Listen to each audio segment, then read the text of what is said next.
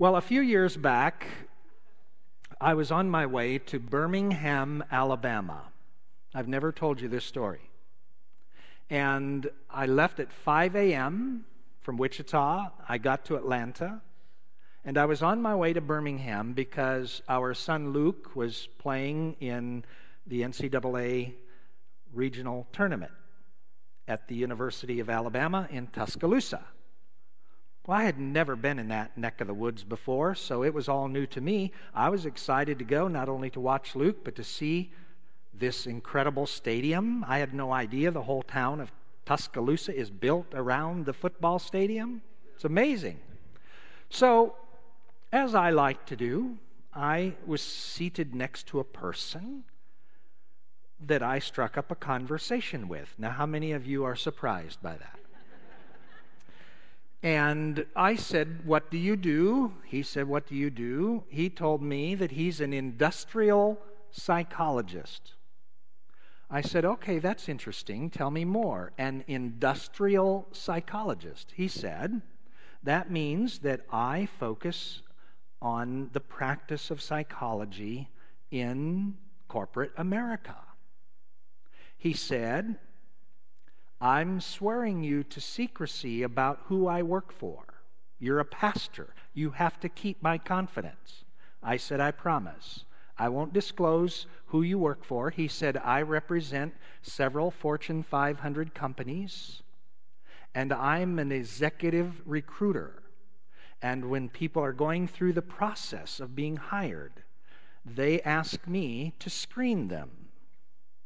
And I said, "Well, that's interesting." He said, "Now, it's not your typical screening. We do some psychological testing, but that's not what I focus on." I said, "What do you focus on?" He said, "My focus is to take them out to eat." I said, "Oh, really? Tell me more." He said, "Oh, yes. I take them out to eat, and I am observing them very intently, and I want to know how they treat the server. And I literally count the number of times they say please and thank you." He said, "I'm looking for humility and I'm looking for gentleness." He said, "I'm assuming they have skill. But if they have a certain amount of skill, they can grow in that skill. But if they don't have humility and gentleness, we do not hire them." So tell me more. How do you measure humility and gentleness? He said, "I count the number of times they say please and thank you because that reveals their humility. It also communicates something about their gentleness. How do they react to the server? Are they friendly? Are they polite? Are they looking the server in the eye? Are they asking the server for his or her name?" He said, "I tell you, we have not hired some of the most gifted and talented people in America because of how they relate to the servers. Because I can't teach them how to treat people." Now, isn't that interesting? He went on to say, "But I purposefully go to the restaurant in advance. I have it all set up. I give an extra tip to the server, and I say, 'Now, I want you to purposefully mess up their order. Whatever they order, you bring the opposite. If they order water, bring out tea. If they bring out tea, bring out water. And take their order and just really mess it up, and mess it up in a very noticeable way.'" I said, "Well, that's interesting. What are you measuring with that?" He said, "Well, frankly, we're there to have a conversation. Eating is secondary. And if the person treats the server rudely, that's one thing. But if they make a big deal about their order, they'll make a big deal about small stuff in the workplace." Isn't it interesting? And he said, "Sometimes, if they correct the server in a very gentle and humble way, I'll make note of that. But," he said, "I'll give you an example. Recently, I was at a dinner.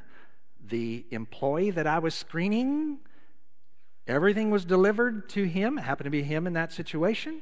And everything was wrong. And he broke our conversation. And he looked at the server and said, "How come you didn't get this right?" He said, "We would never hire a person like that, no matter how gifted." Now, what does that have to do with our gospel story today? We're looking in year A at the year of Matthew. We're walking through this whole gospel together. And we're at that point where we've already looked at the infancy narratives, that's the birth of Christ. And now we're looking at the point where Jesus is beginning his public ministry and he's calling his disciples. Jesus is the executive recruiter here. And what's interesting is that Jesus is picking his 12.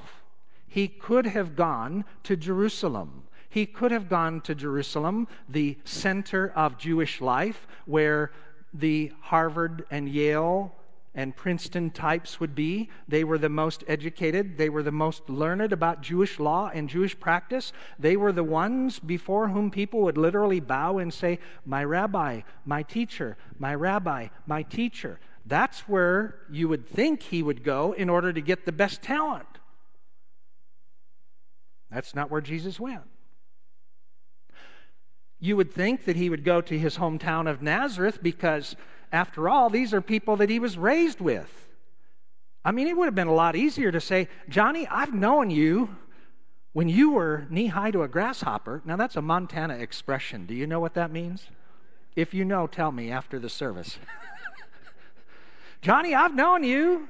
Susie, you and I went to Sabbath school together." Probably that's not a good example because the women and men would have been separated. But you get the point. He didn't go to Nazareth to pick his 12.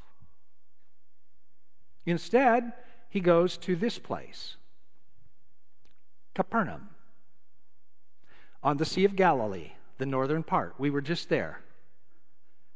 Those are some of our folk walking on the shore.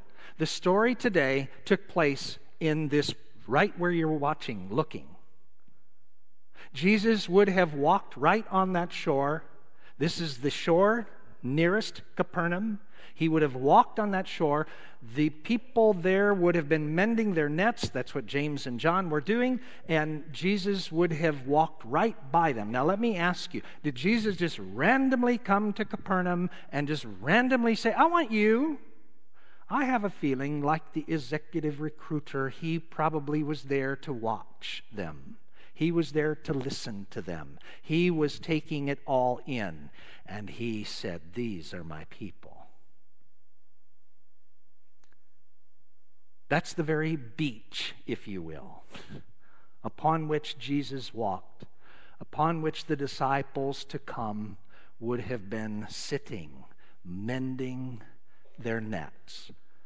There's a synagogue in Capernaum that I'll talk about another time when we get to that point in Matthew's gospel where Jesus did a lot of teaching. This was the actual synagogue. Much of it is still in place, where Jesus would have said what I call his mission statement. "The Spirit of the Lord is upon me to preach good news to the poor, to set release to the captives, recovery of sight to the blind." That's where that happened. This is Peter's mother-in-law's house. We'll get to that story later on, where it talks about Peter's mother-in-law who's ill, and Jesus heals her. This is in Capernaum. Now, coming back to the story, why did Jesus pick his disciples who were fishermen,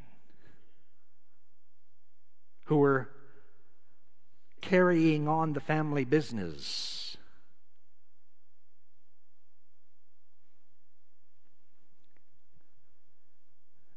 Jesus likes to go to unlikely places and recruit unlikely people in order to follow him.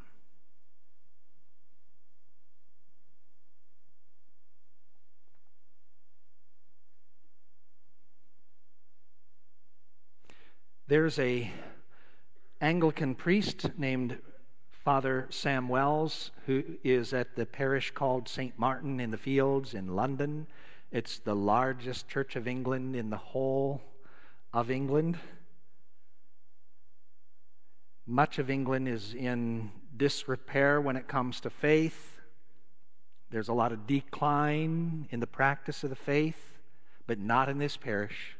It's fully alive in the Spirit of God. And Sam Wells is a gifted preacher and communicator. And every Sunday, he gives these spell-binding sermons. And one Monday, a man, the CEO of a very large corporation, came by his office at 8 a.m. and said to Sam, "I need to speak with you." And Sam said, "Is everything okay?" And he said, "Well, kind of, sort of, but come on in." He said to him, "Come on in, we'll talk it through." And the man was just as nervous as a cat on a hot tin roof. And he was chewing his fingernails. He was not acting like a typical CEO. And Sam tried everything to get the man to say what was on his mind. Well, the man would start and stop, and he'd start and he'd stop, and finally he said with, he said, "Here." And he handed him an old cassette. Now, some of you younger ones don't even know what a cassette is. And he said to Sam Wells, I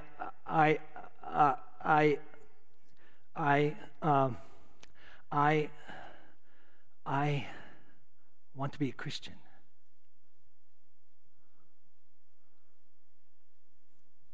And he said, "In my world, that's like saying I'm crazy. Last night, I got up in the night, and I made this tape. And listen to it, but not now." And he walked out the door.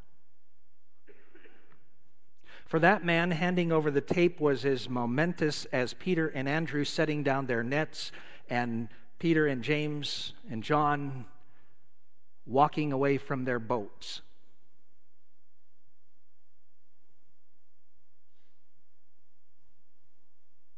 And they heard Jesus say, "Follow me, and I will make you fishers of men." Now, some of you were raised in Sunday school, and some of you learned this song, "I will make you fishers of men, fishers of men." That's before the days of inclusive language, so we said fishers of men. Anybody else sing fishers of people?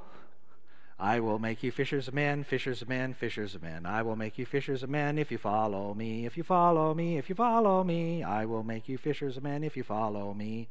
And I learned that song, and I'm grateful that I did, but I sang it so fast that I didn't really hear it. What Jesus said to those fishermen then, and what Jesus says to every single person listening to him today, is follow me. He didn't say, "I want you to follow this doctrine." He didn't say, "I want you to follow this religion." He didn't say, "I want you to follow my prescription for your life." He didn't say anything, because none of the teaching had happened.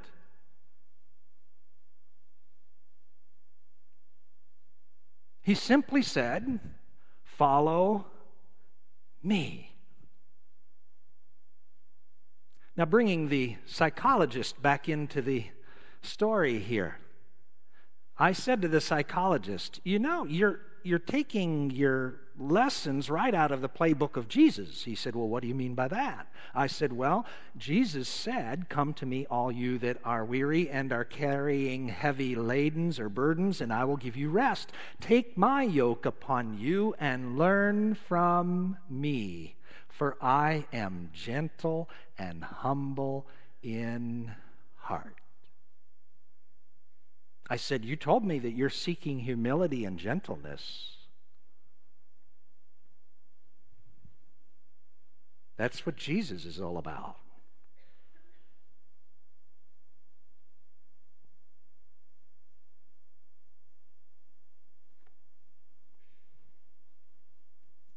Follow me. And I have to confess to you, I didn't get this. I will make you. I always heard it, I will make you fishers of men.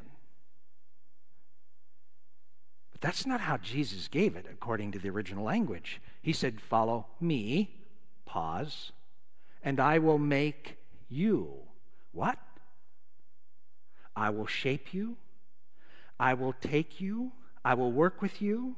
Just like the potter at the wheel, I will create you into something that is incredibly beautiful.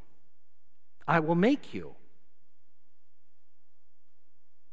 Why did Jesus go to Capernaum, and why did he pick these fishermen? I think it's because he noticed that they are coachable, that they are adaptable, that they are able to receive, they are able to take in, they are humble, they are gentle, in that they're simply saying, okay, here we are. Why is it that in my life, and I may be speaking for you, maybe not, but every time I encounter a person with Down syndrome, it's as if they have a direct connection. They pick up things I don't pick up. They are just so in tune with the God of the universe. Jim Pauls is here from McPherson. He knows Kevin Welpley, who passed away now, I believe. Kevin was a Down syndrome person. He could not speak a word, but I'm telling you what, he could connect. And when somebody was hurting, he would go up to them, and without a single word, he would do this number as if to say, I'm crying with you and for you. What's that about? I think it's because Down syndrome people have less to get in the way. For God to mold, for God to use, for God to shape. I will make you. Now let me close. My time is up. But I have to tell you, Father Richard Rohr, his niece attends worship here. He's a famous Catholic priest. He says, if you and I are going to follow Jesus and learn from Jesus, he does not waste anything. So for the person who raises their hand and says, well, Jesus, I would love to follow you, but I can't because. Jesus, I'd really like to follow you, but if only you knew this about me, then you wouldn't use me. As if he doesn't already know. And Father Rohr says God doesn't waste anything. All of that is part of the shaping. It's part of the molding. It's part of making you the beautiful person that you are. Which leads to the last part. It's not just for you or me. It's for the world. What we've received, we're called to share. What God does in us is what we express to those around us. Here's the question of the day. See, our job is to be open, to be receptive, to be teachable, to be moldable, and to say, okay, God, here I am. I'll follow.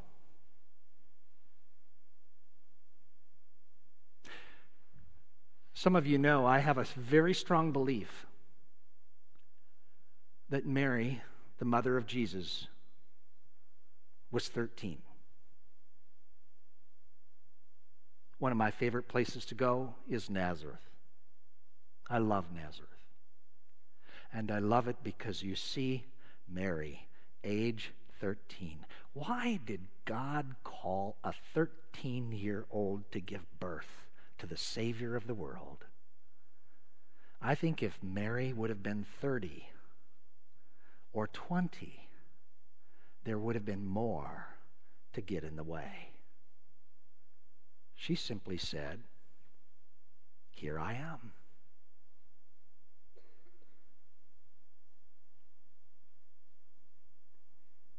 Are you willing to pray? How can I be of service, Lord? Where would you have me go? What would you have me say and do? And to whom? I promise I'll close with this. Jesus is looking at you, and Jesus is looking at me. And he's saying, Errol, follow me, and I will make you so that you might bless the world. Jesus only had one plan. There's only been one plan to bless the world. And it's when simple, ordinary people like you and me simply say, here I am. Here I am. Amen.